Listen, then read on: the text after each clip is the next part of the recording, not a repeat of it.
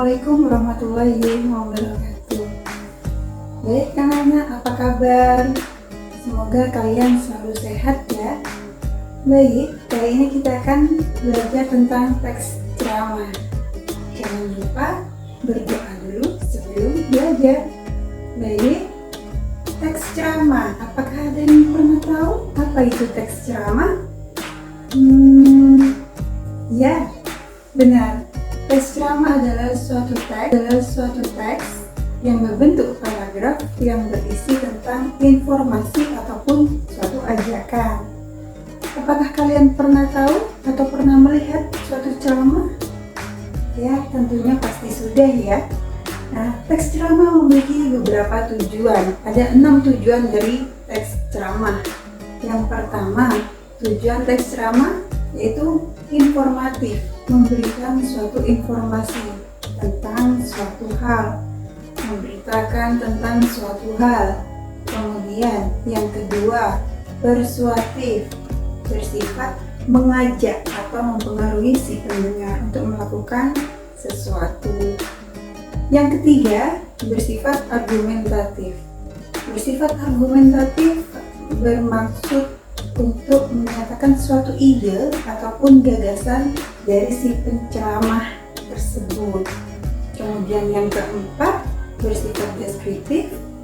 Bersifat deskriptif artinya memberikan suatu gambaran, entah itu tentang suatu peristiwa yang sedang terjadi ataupun sudah berlalu, sudah terjadi. Kemudian berikutnya yaitu bersifat rekreatif. Ceramah biasanya bersifat menghibur audiens agar si audiens itu tidak jenuh atau tidak bosan. Tujuan berikutnya yang terakhir adalah bersifat naratif. Bersifat naratif maksudnya bersifat menceritakan atau penceritaan agar si audiens ataupun pendengar juga dapat mengenal alur isi ceramah. Nah, itu adalah tujuan dari teks ceramah. Berikutnya, kita akan mengenal ciri-ciri dari teks ceramah. Apa saja? Apakah kalian ada yang tahu? Yuk, kita perhatikan kembali. Yang pertama, teks ceramah ada struktur teks ceramah. Struktur teks ceramah terdiri dari 3 bagian. 3 bagian yaitu yang pertama adalah pendahuluan, kemudian isi, dan penutup. Ciri-ciri berikutnya, teks ceramah harus bersifat objektif. Objektif bukan subjektif, bukan terpaku pada satu sudut pandang dari si penceramah saja. Kemudian yang kedua, bahasa yang digunakan dalam teks ceramah harus mudah dipahami dan harus santun serta rendah hati. Kemudian ciri-ciri yang berikutnya tidak bersifat provokatif atau mengarah atau mengajak si pendengar untuk melakukan hal-hal yang negatif. Nah, itu semua adalah ciri-ciri dari teks ceramah. Berikutnya kita akan mengenal unsur-unsur dari teks ceramah. Kira-kira apa saja unsur-unsur dari teks ceramah? Ada yang bisa? Ya, kita mengenal dan kita akan mudah mengingat unsur-unsur teks ceramah dengan 2P, 3M. Apa saja 2P, 3M? P yang pertama adalah si penceramah itu sendiri. Ya, kemudian P yang kedua adalah pendengar. M yang pertama adalah media yang digunakan pada saat ceramah. Apakah ia menggunakan media secara langsung ataupun tidak langsung? Kemudian yang ketiga adalah metode. Metode ceramah, ada 4 metode ceramah. Kita akan lebih mudah mengingat jika kita menggunakan akronim HABI. Nah, ada 4 metode ceramah. HABI, H, metode hafal. Maka kita menghafalkan naskah ceramah tanpa naskah. Kemudian E adalah ekstemporan. Kita membuat catatan-catatan kecil Jadi kita membuat contekan-contekan kecil ketika kita berceramah. Kemudian B, metode B, baca, maka kita membaca secara langsung naskah teks ceramah.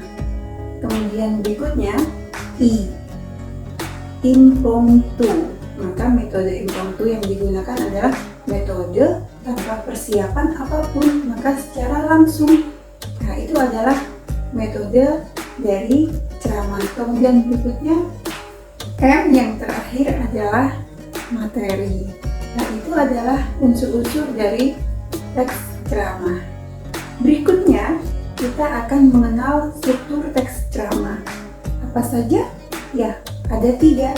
Struktur teks ceramah ada 3, yaitu yang pertama pendahuluan, berisi salam pembuka dan pengantar. Kemudian yang kedua adalah isi. Isi yaitu tentang inti ataupun penyampaian gagasan dari si penceramah tersebut. Kemudian terakhir penutup. Penutup ini bisa diisi kesimpulan dari yang disampaikan, kemudian permohonan maaf, dan salam penutup.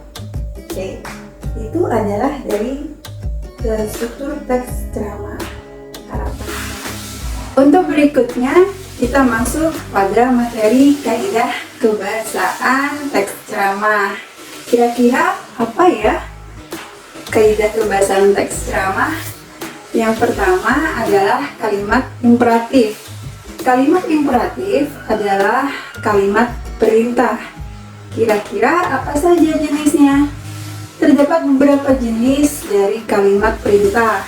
Yang pertama adalah kalimat perintah biasa.